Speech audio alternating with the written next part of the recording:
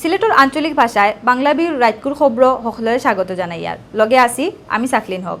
ফয়লা হুনক্কা খবরের শিরোনাম।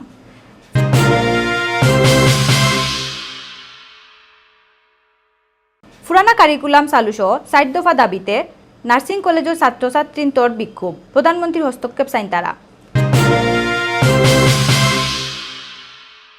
নাইওয়ার ৩ দিন বাদে শেষ পর্যন্ত দোলাই গাঙ্গু মিলছে লিডিং ভার্সিটির ছাত্র আবিরুল লাশ।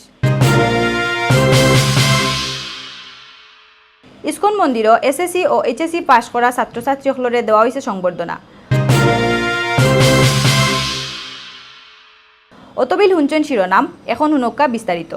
সকালে কলেজের ভিতরে থাকি ৬০ দফা দাবির মিছিল বার করেন নার্সিং কলেজের ছাত্রছাত্রী হকলে, বাদে তারা মিটিংও করছেন।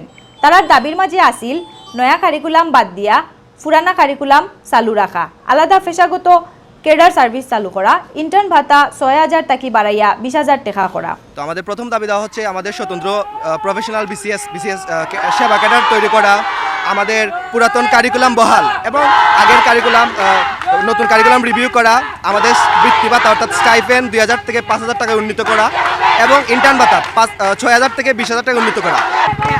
আমরা চাই যে মাননীয় প্রধানমন্ত্রী আমাদের দাবিগুলো বিচার বিশ্লেষণ করুক এবং অনতি বিলম্বে আমাদের দাবিগুলো পূরণ করে আমাদের শিক্ষার পথ সুগম করে দিক।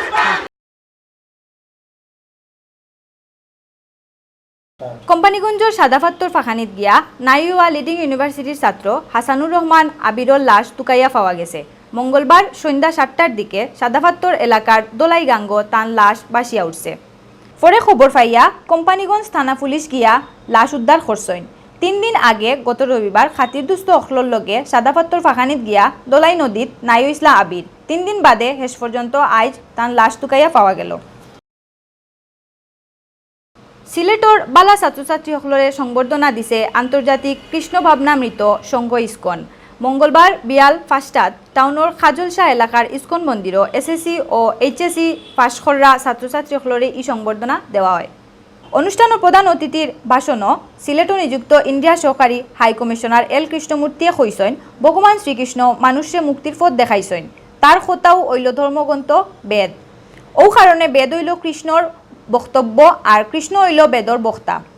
ধর্মগ্রন্থ বেদ মানিয়া চললে কৃষ্ণর কাছাকাছি যাওয়া যাইব আর এর মাধ্যমেও মিলব ভগবানের দেখা।